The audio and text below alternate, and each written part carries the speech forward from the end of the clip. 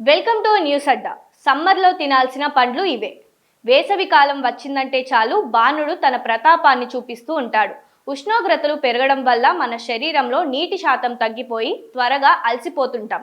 ఈ సమయంలో కేవలం నీళ్లు తాగడమే కాకుండా శరీరానికి చలవనిచ్చే పండ్లను ఆహారంలో భాగంగా చేసుకోవడం చాలా ముఖ్యం.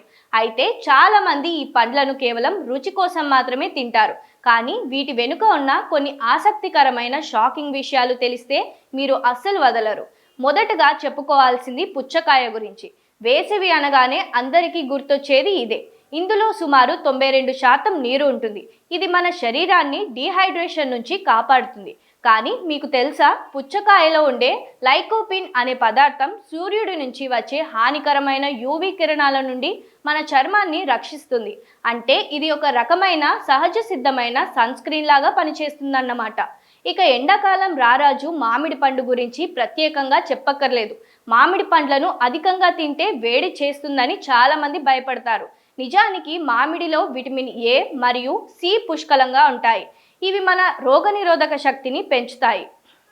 అయితే వీటిని తినే ముందు గంట సేపు నీటిలో నానబెట్టడం వల్ల అందులోని ఫైటిక్ యాసిడ్ తొలగిపోయి శరీరంపై వేడి ప్రభావం చూపకుండా ఉంటుంది.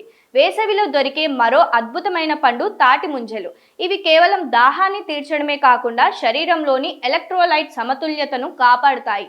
ముఖ్యంగా ఎండ వల్ల వచ్చే చర్మ సమస్యలను, వేడి కురుపులను తగ్గించడంలో తాటి ముంజలు అద్భుతంగా పనిచేస్తాయి. వీటిని పొట్టు తీయకుండా తినడం వల్ల మరింత పీచు పదార్థం అందుతుంది. అదేవిధంగా సపోటా, కర్బూజా పండ్లు కూడా వేసవిలో అమృతం లాంటివి. కర్బూజాలో పొటాషియం ఎక్కువగా ఉండటం వల్ల రక్తపోటు అదుపులో ఉంటుంది.